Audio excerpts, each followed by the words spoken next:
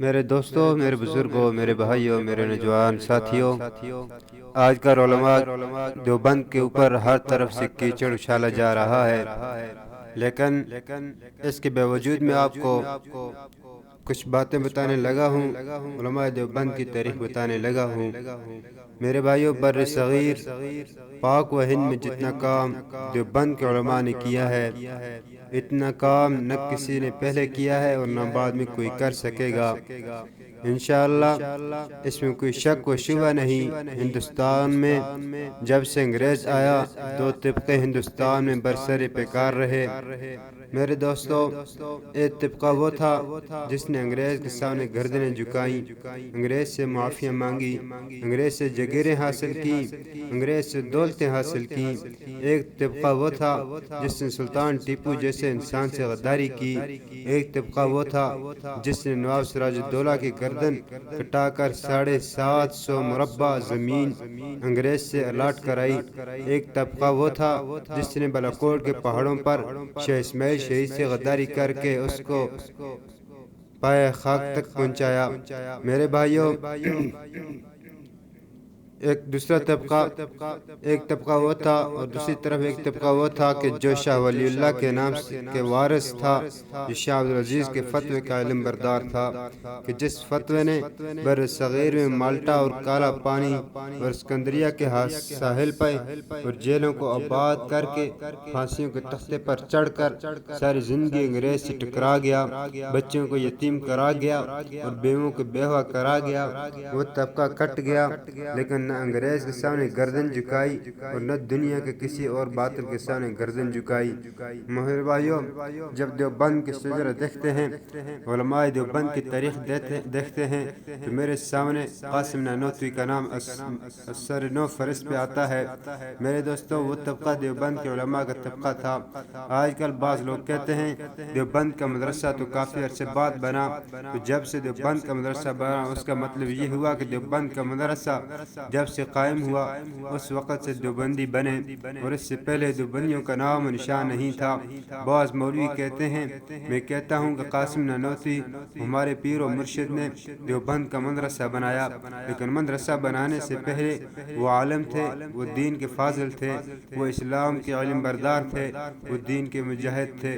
اس دیوبند کا مدرسہ بنانے سے پہلے انہوں نے علم حاصل کیا تھا۔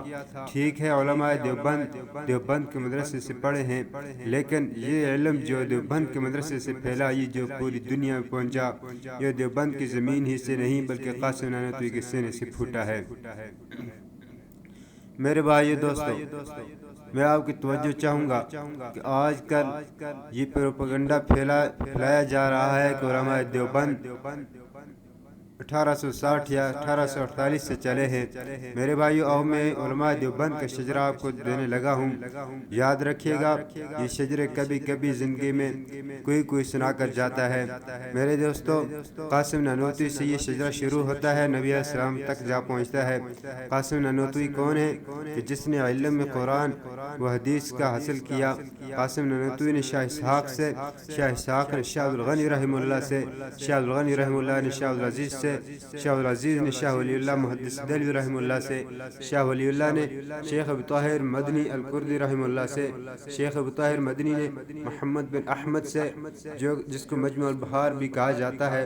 انہوں نے علامہ محمد احمد نے حافظ حسام الدین سے، حافظ حسام الدین شیخ ربیع بن سبی سے، ربیع بن سبی رحمہ اللہ نے دو واسطوں سے امام عینی ترمذی سے، امام عینی ترمذی نے امام بخاری سے، امام بخاری نے حضرت حماد سے، حضرت حماد نے عبداللہ بن مبارک سے، عبداللہ بن مبارک نے امام ابو حنیفہ سے، امام ابو حنیفہ نے انس بن مالک سے، اور انس بن مالک نے محمد رسول اللہ صلی اللہ علیہ وسلم سے۔ میرے دوستو، قاسم نانوتوی یہ علم دنیا میں پھیلاتا ہے۔ اس علم کا شجرہ قاسم نانوتوی سے لے کر رسول اللہ صلی اللہ علیہ وسلم تک جا پہنچتا ہے۔ میرے بھائیوں، اس کے بعد دوسرے نمبر پر ہمیں جو طعنہ دیا جاتا ہے وہ یہ کہا جاتا ہے کہ آپ کے پاس کوئی تصوف کا شجر نہیں ہے۔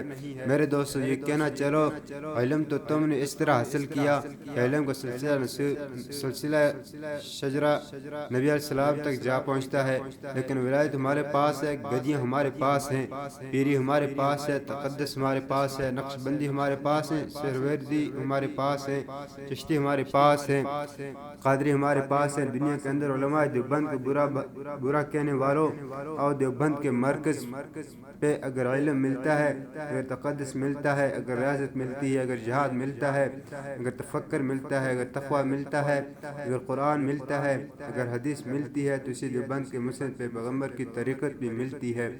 میرے دوستو، نبی علیہ السلام کی ولایت بھی ملتی ہے اور نبی کی بزرگی بھی ملتی ہے، نبی کی طہارت بھی ملتی ہے اسی دیوبند کی برکت سے۔ اس لیے کہ قاسم نانوتوی مرید تھے حاجی امداد اللہ مہاجر مکی کے، اور حاجی امداد اللہ مہاجر مکی نے ولایت کا سبق پایا تھا میاں جی نور محمد سے۔ میاں جی نور محمد نے شیخ عبدالباری رحمہ اللہ سے، شیخ عبدالباری نے عبدالہادی سے، عبدالہادی رحمہ اللہ نے عبدالعزیز الدین رحمہ اللہ سے، انہوں نے شیخ عبدالحق سے، انہوں نے شیخ عبدالقدوس گنگوہی سے، انہوں نے خواجہ جلال الدین تھانیسیری سے، انہوں نے خواجہ نظام الدین اولیاء سے، انہوں نے خواجہ علاء الدین صابر کلیری سے، انہوں نے بابا فرید الدین گنج شکر سے، انہوں نے خواجہ علی حجویری سے، انہوں نے خواجہ قطب الدین مودود چشتی سے، انہوں نے خواجہ معین الدین چشتی اجمیری سے، انہوں نے شیخ محمد احمد سے، انہوں نے شیخ محمد احمد نے سلطان بن عمیرہ سے، سلطان بن عمیرہ نے فیاض بن عیاض سے، انہوں نے حسن بصری سے، انہوں نے حضرت علی سے، علی نے محمد رسول اللہ صلی اللہ علیہ وسلم سے۔ علم ہمارا سلسلہ رسول اللہ تک پہنچتا ہے، ولایت بھی ہمارا سلسلہ رسول اللہ تک پہنچتا ہے۔ کائنات میں اس کا جواب کوئی نہیں دے سکتا۔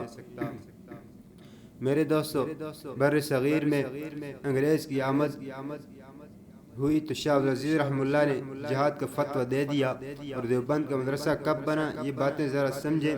دارالعلوم دیوبند کی بنیاد کب اور کیوں رکھی گئی؟ 1601 میں ہندوستان میں انگریز آیا تھا، تجارت کے نام سے اس نے آ کر آہستہ آہستہ پورے بر صغیر پہ غلامی کی زنجیروں میں مسلمانوں کو جکڑ لیا، اور ایک وقت آیا کہ 1739 میں شاہ عبدالعزیز محدث دہلوی شاہ ولی اللہ کے گھر پیدا ہوئے، اور شاہ عبدالعزیز نے 1762 میں ہندوستان کی تاریخ میں سب سے پہلا فتویٰ جہاد جاری کیا اور کہا کہ انگریزوں کے خلاف جہاد کرنا فرض ہو چکا ہے۔ میرے دوستو، اس کے بعد اگر بات کی جائے اسی فتوے کی روشنی میں 1752 میں سلطان ٹیپو میدان میں آتا ہے۔ سلطان ٹیپو شاہ عبدالعزیز کے اسی فتوے کی بنیاد پر 1752 میں انگریز کے خلاف تلوار اٹھا کر میسور کی لڑائیوں کے مقابلے میں آتا ہے۔ سلطان ٹیپو کون تھا؟ اپنے دور کا قطب تھا۔ مولانا حسین احمد مدنی فرماتے ہیں کہ سلطان ٹیپو اپنے دور کا اتنا بڑا ولی تھا کہ آپ اور میں اس کا تصور ہی نہیں کر سکتے۔ میرے دوستو، پاکستان کی اس قوم کو دیکھو، ان لعنتی قسم کے مورخوں کو دیکھو کہ جنہوں نے سلطان ٹیپو کی تصویر غلط طور پر کتابوں میں چھاپی ہے۔ سلطان ٹیپو نے ساری زندگی داڑھی پہ اس طرح نہیں پھرایا، لیکن آپ نے سلطان ٹیپو کا فوٹو کتابوں میں دیکھا ہے اور اس کی داڑھی نہیں ہے۔ یہ سلطان ٹیپو کی تصویر نہیں ہے۔ سلطان ٹیپو نے ساری زندگی داڑھی نہیں منڈوائی۔ سلطان ٹیپو تہجد گزار تھا۔ سلطان ٹیپو اپنے دور کا قطب تھا۔ سلطان ٹیپو اپنے دور کا ولی تھا۔ مولانا حسین احمد مدنی نے اپنی مکتوبات میں لکھتے ہیں کہ جس دور میں سلطان ٹیپو انگریز کے مقابلے میں آیا، اس دور میں سلطان ٹیپو سے بڑا ولی ہندوستان میں نہیں تھا۔ میرے دوستو، سلطان ٹیپو نے میسور کی جامع مسجد بنائی اور اعلان کیا کہ اس جامع مسجد میں جماعت وہ آدمی کرائے جو صاحب ترتیب ہو۔ علماء جانتے ہیں کہ صاحب ترتیب وہ ہوتا ہے جو 5 نمازیں اکٹھی جس کی قضا نہ ہوئی ہوں۔ کوئی عالم جماعت کرانے کے لیے آگے نہ بڑھا، اور سلطان ٹیپو خود آگے آیا اور اس نے کہا کہ جب سے میں بالغ ہوا ہوں آج تک میری 5 نمازیں اکٹھی کبھی قضا نہیں ہوئی۔ اتنا بڑا ولی تھا سلطان ٹیپو، لیکن اس قوم کو دیکھو کہ انہوں نے اپنے کتوں کے نام پہ ٹیپو کا نام رکھا۔ انہوں نے تو اسی داڑھی کو علیحدہ کر دیا تاکہ لوگ سلطان ٹیپو کی داڑھی دیکھ کر یہ نہ کہیں کہ علماء اور مولوی ہی نے انگریز کا مقابلہ کیا۔ سلطان ٹیپو کے فوٹو سے داڑھی اڑا دی تاکہ لوگ یہ کہیں کہ یہ مولوی نہیں تھا۔ مولوی کا کیا کام ہے؟ مولویوں سے لوگ متنفر کرنے کے لیے سلطان ٹیپو کی تاریخ کو مسخ کر دیا گیا۔ میرے دوستو، آخر میں عرض کروں گا کہ ہند کو محرم اسرار وفا تو نے کیا، حق وفاداری مشرق ادا تو نے کیا، ہند میں آج جو جذبہ بیداری ہے یہ تیری ہی شعلہ ایثار کی گلکاری ہے۔